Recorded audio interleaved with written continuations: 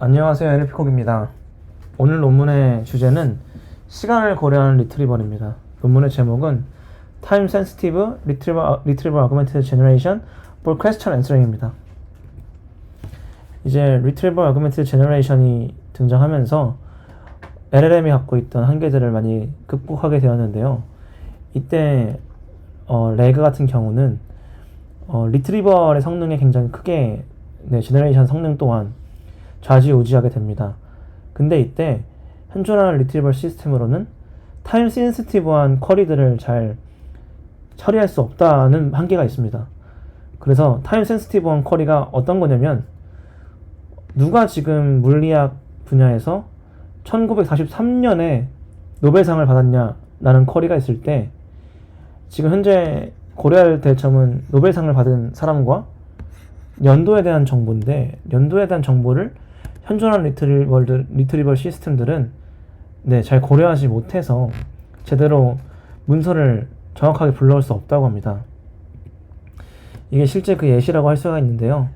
오픈 AI에 어떻게 보면은 이제 커머셜 소타 임베딩을 사용하더라도 노벨상에 관련된, 특히나 노벨상과 이 물리학에 관련된 내용을 잘 가져올 수가 있었지만 1943이라는 정보 대신에 연도와 틀린 노벨 물리학상과 관련된 더큐멘트만 갖고 오기 때문에 실제 1943년에 물리학 노벨상에 관련된 정보가 들어있는 더큐멘트가 패치가 될 수 없다는 거죠.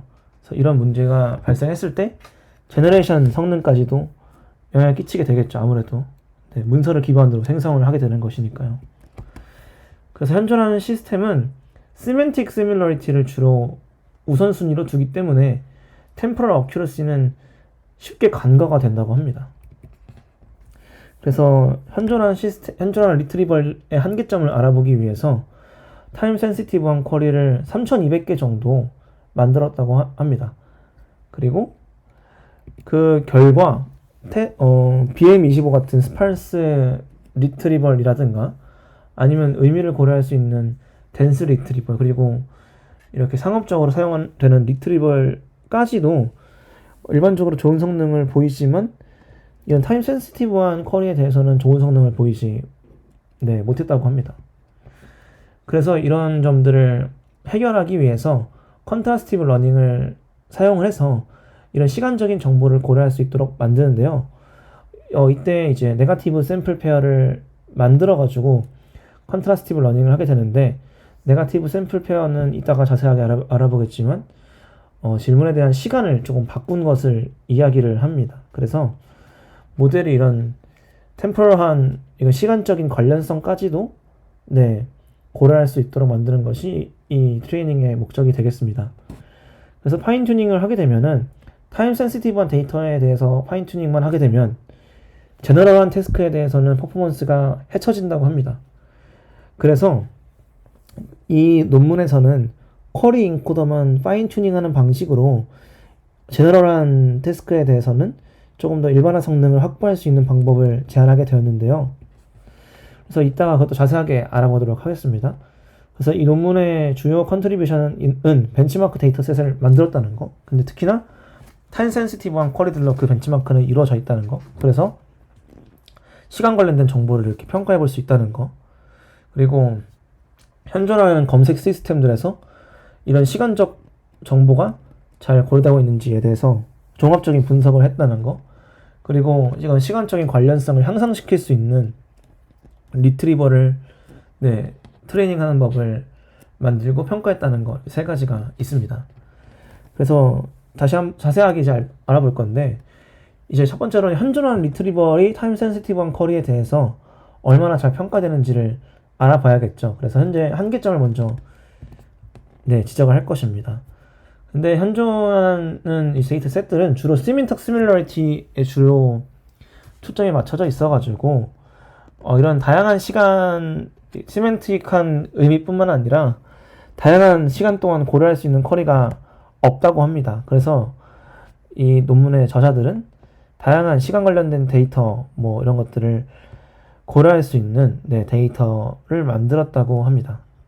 그래서 총 3200개 정도 뭐 쿼리를 만들었는데, 거기에 이제 타임 스페시파이어라고 하는 in, between 같은 시간적 정보를 추가해 줘가지고 만들었고, 뭐 award year, 뭐 누구의 birthday, 누구의 누가 죽은 날짜, 이런 것들을 만들었다고 합니다. 그래서 이제 룰 베이스 시스템으로 더큐먼트와 이제 특정 시간대가 잘 이제 매칭될 수 있게 만든 것이죠. 더큐먼트는 뭐 990개 정도 있고, 쿼리는 3200개 정도가 있는 것입니다.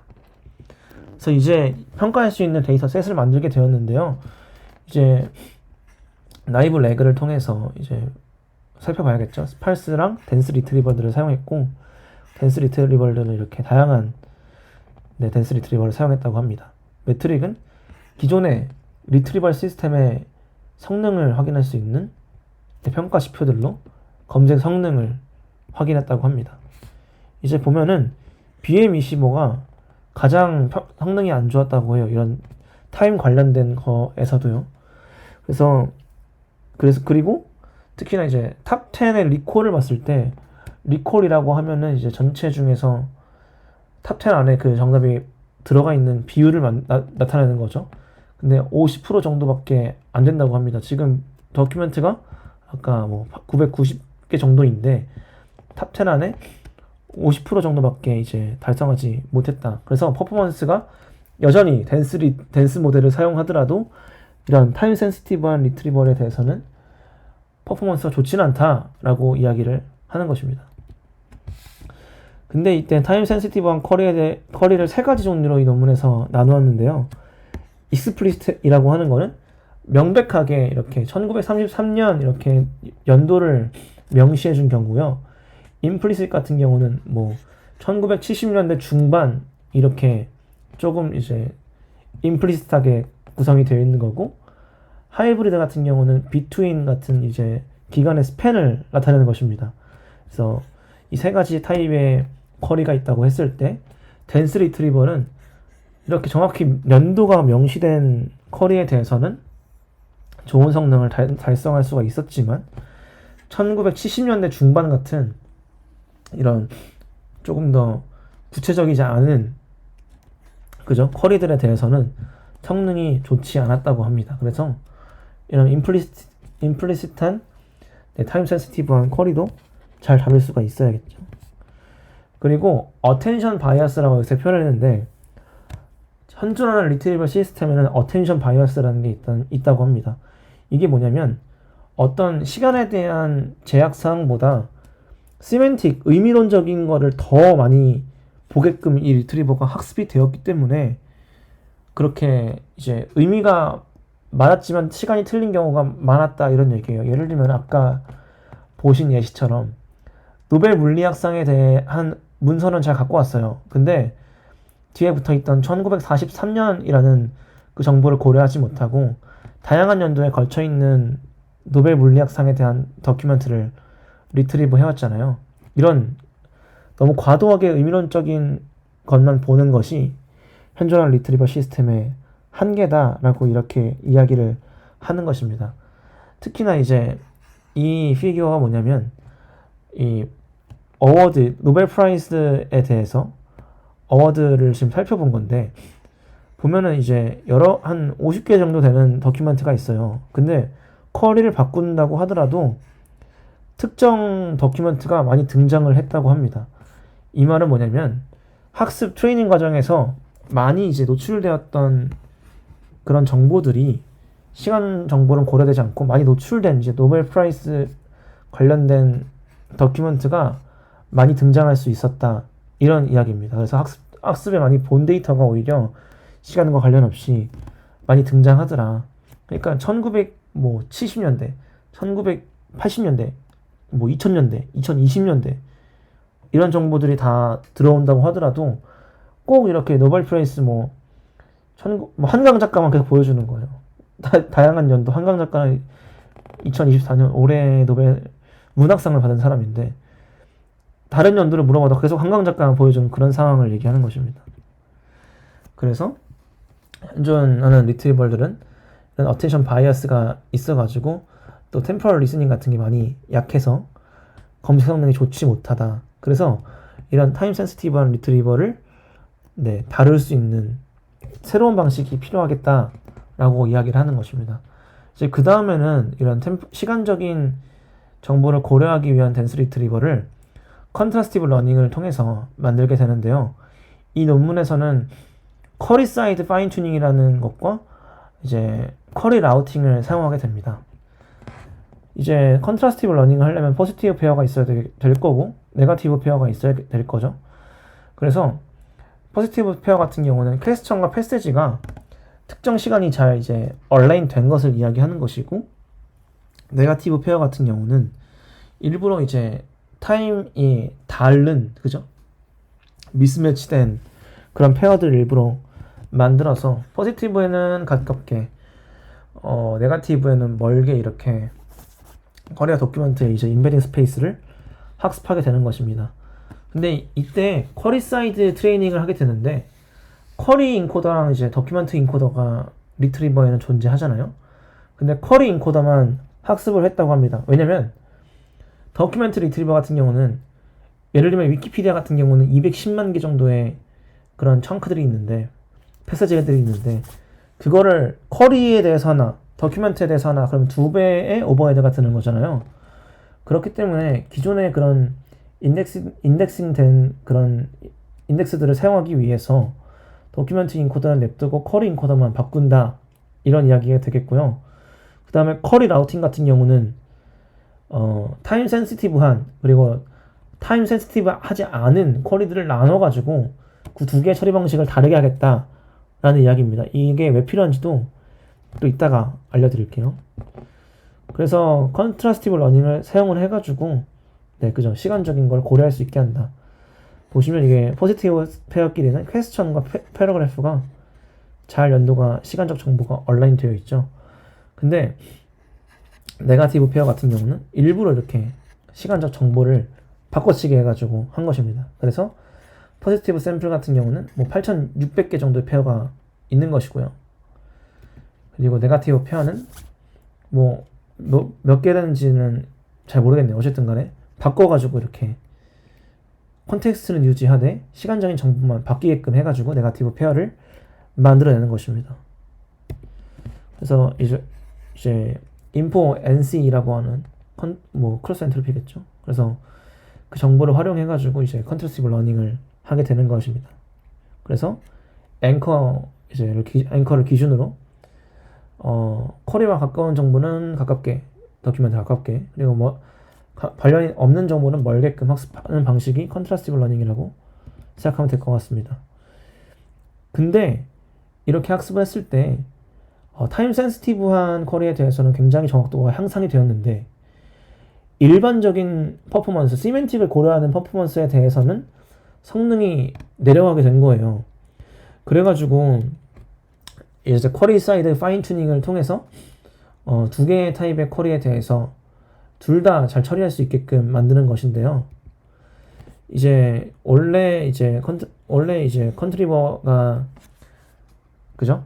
되는 방식이 이렇게도 볼 수 있고 이렇게도 볼 수 있어요. 컨트리버 같은 경우는 지금 둘 다 인코더에 통과시켜가지고 시밀러리티를 재는 방식인데, 얘는 도큐멘트 인코더는 냅두고 쿼리 인코더만 파인 튜닝 해가지고 사용하겠다, 이런 이야기입니다. 특히나 왜 이런 방식을 하냐면, 미리 프리 컴퓨트된 도큐멘트 인베딩을 그대로 유지하기 위해서, 인덱싱들을 된 거를 유지하기 위해서, 그리고 이후에 나오겠지만 쿼리 라우터를 통해서 타임 센시티브한 것과 아닌 것을 동시에 고려해주기 위해서 이렇게 사용하게 되는 것입니다. 그리고 쿼리 라우팅에 대한 이야기를 해볼 건데요. 쿼리 라우팅은 다양하게 클래시피케이션이라고 보시면 될 것 같습니다. 중간에 바이너리 클래시파이어를 통해서 이 쿼리가 타임 센시티브한지 아니면은 타임 센시티브하지 않은지를 평가한 다음에, 타임 센시티브 하면은 타임 센시티브한 쿼리를 처리하기 위한 쿼리 인코더로, 그게 아니라면은 타임 센시티브하지 않은 쿼리를 처리하는 인코더로 보내는 것이죠. 그래서 96%의 정확도를 달성할 수 있었다고 합니다. 그래서 이렇게 만들어진 리트리버를 TS 리트리버라는 이름을 붙였고요. 그래서 타임 센시티브한 쿼리에 대해서 그죠? 튜닝이 된 것입니다. 그래서 이 TS 타임 센시티브 컨트리버는 타임 센시티브 태스크에서는 네, 성능 향상을 시켰지만 제너럴 태스크에 대해서는 성능 향상을 못 시켜요. 한번 볼게요. 네, 그리고 쿼리 사이드 그리고 논 쿼리 사이드 파인 튜닝을 해가지고 두 개의 쿼리 인코더를 만들어 놓게 됩니다. 그래서 내추럴 퀘스천을 통해서 그 성능 평가한 거 하나, 그리고 타임 센시티브한 쿼리에 대해서 성능 평가한 거 하나, 이렇게 두 가지가 있고요. 뭐 이렇게 고전적인 리트리벌 태스크를 평가할 수 있는, 관련도를 평가할 수 있는 매트릭을 사용했습니다.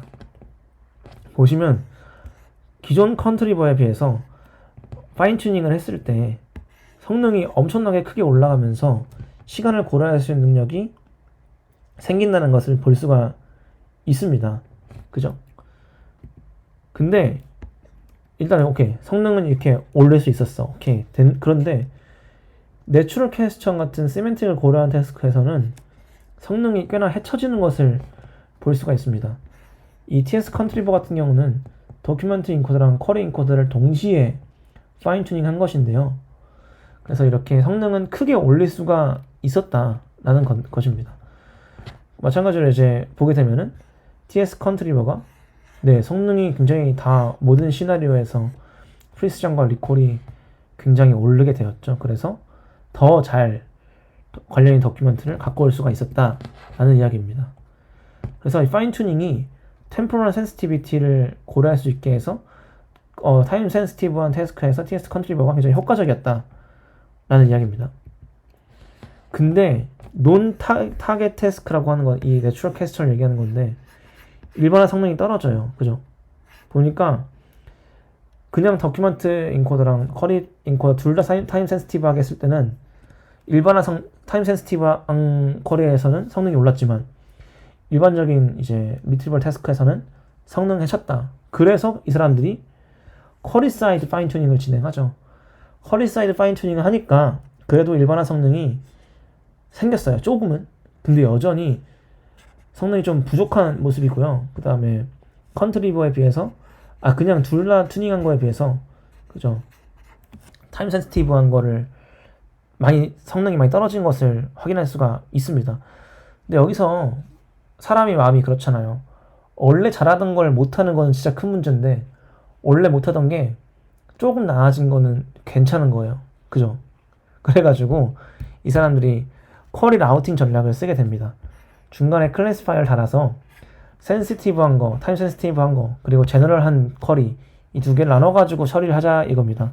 그럼 두 개의 밸런스를 두 개를 동시에 두 개의 시나리오를 동시에 고려할 수가 있겠죠. 그러면 타임 센시티브한 거 데이터셋에 대해서도 성능이 올라가게 되고 일반화 성능 또한 확보할 수가 있었다. 이렇게 이야기를 하는 것입니다.